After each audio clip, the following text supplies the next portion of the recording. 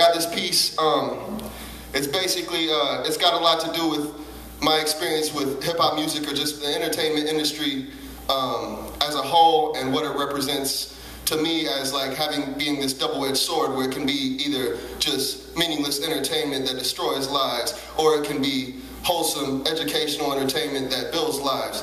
So I got this piece called Autopsy of a Supernova, and y'all check it out real quick. Actually, I'm gonna skip this mic, I got a loud voice. All right, check it out. Disembowel my nation and stretch our intestines across the trail of tears so as to mark the boundaries between ours and yours. Build cells instead of nurseries for our babies to hang from the dry tit of a crack-addicted lady liberty as she cycles welfare checks through the underbelly of free market capitalism. Where our only free choices are abortion and suicide, because our lives have already been determined. As in which Dr. Gavorkian will grim read the amber waves of soul that animate this sorry corpse with a single injection of freedom is death. Spread the legs of Mother Earth and pollute her unfolding wisdom with the paparazzi's lies of beauty equals flesh.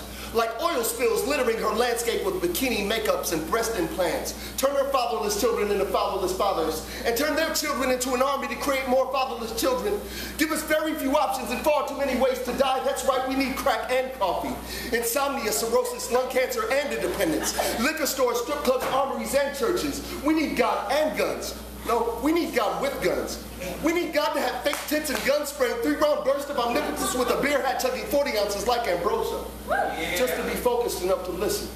Because they cut out the tongues of our dissidents and stuff their mouths with images of dead presidents. Smothering the aspirations of the voiceless masses under the crimson viscosity of liquid assets. And as you think to yourself, they will say, this is your brain on drugs. To hide the fact that this is a migrant revolution, where custom designs hide the track marks of a revolution on drugs, where fashion outweighs substance, and the passions of flesh forestall the passions of Christ as they distract the wandering attention span of a gadget-linked public, too anxious and busy and successful to just stop and listen.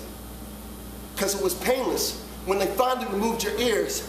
After the years of auditory anesthetic injected into your temporal lobes by parents and teachers and public defenders and celebrities, and yes, they are Zodiac killers, they love shooting stars, they most deaf attempt to turn black stars to black holes, and as they say, as above, so below, so this cosmos must be cosmopolitan.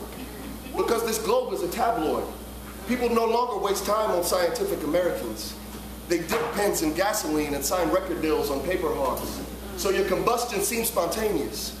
But the truth is, should they let you blow up, as long as you burst into a cloud of gold grills, ice, and other random social stereotypes.